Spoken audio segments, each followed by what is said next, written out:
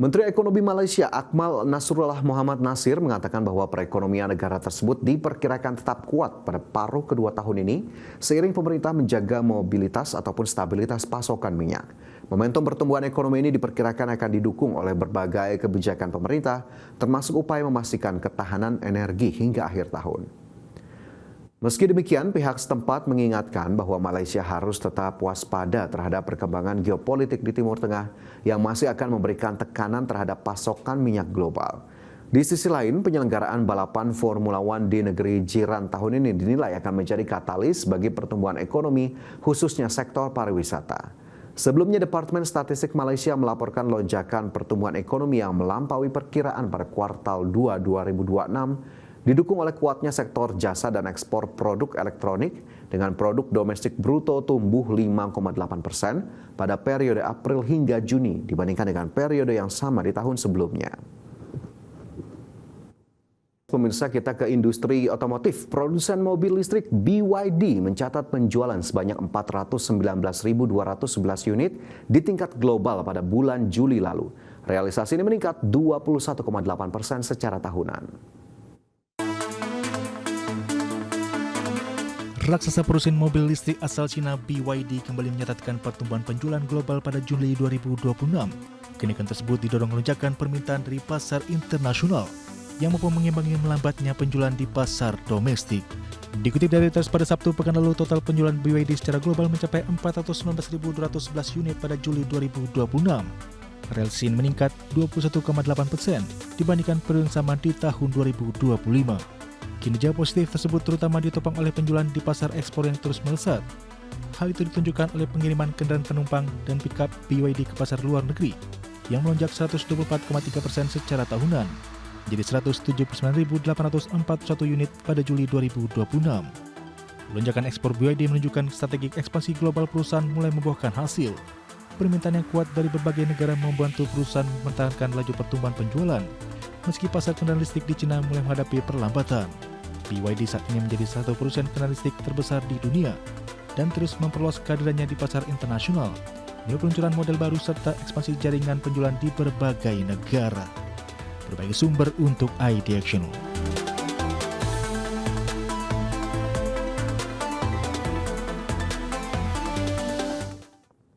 Pemirsa, Hyundai dan Kia telah menjual lebih dari 100.000 kendaraan listrik di Eropa sepanjang semester 1 tahun 2026. Capaian ini seiring upaya produsen otomotif Korea Selatan dalam meningkatkan upaya untuk memperkuat kehadiran di kawasan benua biru. Produsen otomotif Hyundai Motor Co. dan Kia Corporation telah menjual lebih dari 100.000 kendaraan listrik di Eropa pada semester 1 tahun 2026. Capaian ini seiring upaya produsen otomotif Korea Selatan tersebut dalam meningkatkan upaya untuk memperkuat kehadiran di kawasan benua biru. Berdasarkan laporan resmi Hyundai dan Kia, sebanyak 131.032 kendaraan listrik terjual di Eropa selama 6 bulan pertama di tahun ini, atau meningkat tajam 41,8% dibandingkan 92.365 unit yang tercatat pada periode yang sama di tahun lalu, di mana kendaraan SUV EV3 dari Kia menjadi model terlaris dengan penjualan 27.121 unit, diikuti SUV subkompak Inster dari Hyundai sebanyak 16.594 unit, dan sedan EV4 dari Kia sebanyak 14.502 unit. Jika laju penjualan saat ini berlanjut hingga akhir tahun, kedua perusahaan memperkirakan penjualan kendaraan listrik tahunan di Eropa akan melampaui 200.000 unit untuk pertama kalinya sejak memasuki pasar kendaraan listrik Eropa pada 2014 lalu. Sebagai informasi, Hyundai dan Kia pertama kali mencatatkan penjualan kendaraan listrik tahunan di Eropa mencapai lebih dari 100.000 unit pada 2021 dan terus meningkat hingga mencapai 183.912 unit pada tahun 2025.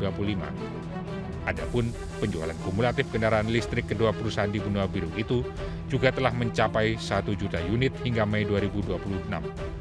Oleh karena itu, kedua produsen akan terus memperluas jajaran kendaraan listrik di Eropa di tengah permintaan kendaraan ramah lingkungan yang tetap kuat dengan menawarkan 14 model kendaraan listrik anyar di kawasan tersebut.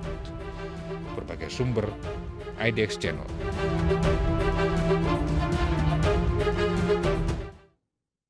Maskapai penerbangan Hong Kong Cathay Pacific resmi menyesuaikan biaya tambahan bahan bakar atau fuel surcharge mulai 1 Agustus 2026. Hal ini dilakukan sebagai langkah dalam respons kenaikan harga bahan bakar sejak 24 Juli 2026. Maskapai penerbangan asal Hong Kong Cathay Pacific resmi memberlakukan penyesuaian biaya tambahan bahan bakar atau fuel surcharge mulai 1 Agustus 2026.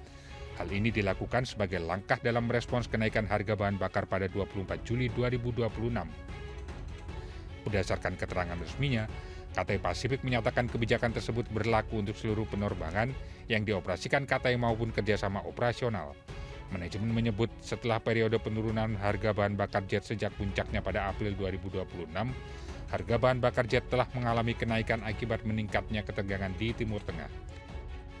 Selain itu, pihak Cathay menyebut kebijakan anyar ini sejalan dengan beberapa kali penurunan biaya tambahan bahan bakar sejak Mei, seiring dengan penurunan harga bahan bakar jet yang menunjukkan keefektifan mekanisme, sekaligus mencerminkan pergerakan harga bahan bakar jet baik saat turun maupun naik. Meski demikian, maskapai akan terus meninjau dan merevisi biaya tambahan bahan bakar setiap 2 pekan. Adapun biaya tambahan bahan bakar sudah termasuk dalam seluruh tiket Cathay Pacific per segmen penerbangan, terlepas dari jenis tarif yang dipilih dengan biaya termasuk dalam tarif yang tercantum di seluruh saluran penjualan langsung Cathay Pacific. Sedangkan untuk besaran fuel surcharge yang berlaku juga bervariasi mengacu pada lokasi awal perjalanan pesawat. Berbagai sumber, IDX Channel. Pemirsa, Sony Corporation telah mengamankan pasokan memori yang dibutuhkan untuk memenuhi target penjualan konsol PlayStation 5 selama tahun fiskal 2026. Langkah ini diambil di tengah keterbatasan stok memori global akibat tingginya permintaan dari industri kecerdasan buatan. Perusahaan teknologi Sony Corporation menyatakan telah mengamankan pasokan memori yang dibutuhkan untuk memenuhi target penjualan konsol PlayStation 5 selama tahun fiskal 2026. Langkah ini diambil di tengah keterbatasan stok memori global akibat tingginya permintaan dari industri kecerdasan buatan. Dalam laporan keuangan terbarunya, pihak manajemen menyampaikan bahwa perusahaan telah mengamankan memori yang diperlukan untuk memenuhi proyeksi penjualan PS5 selama tahun fiskal yang berakhir April 2027.